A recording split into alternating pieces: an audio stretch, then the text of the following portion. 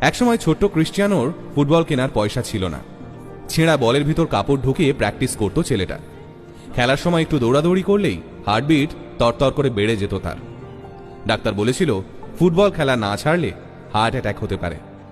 Russia পর্তুগালের খেলা খেলতে নামার আগে বছর 20 ছেলেটি জানতে পারে মৃত্যু হয়েছে তার বাবার। ড্রেসিং রুমে কান্নায় ভেঙে পড়েছিল ছেলেটি। পরে ওই ম্যাচে ম্যান অব দ্য ম্যাচ হয় সে।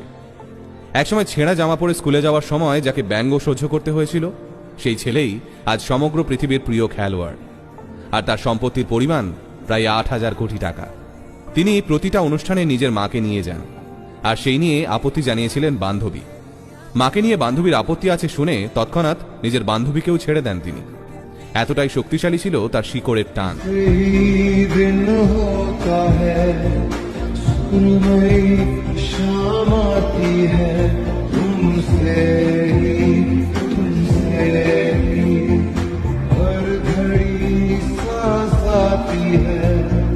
जिंदगी कहलाती है तुमसे ही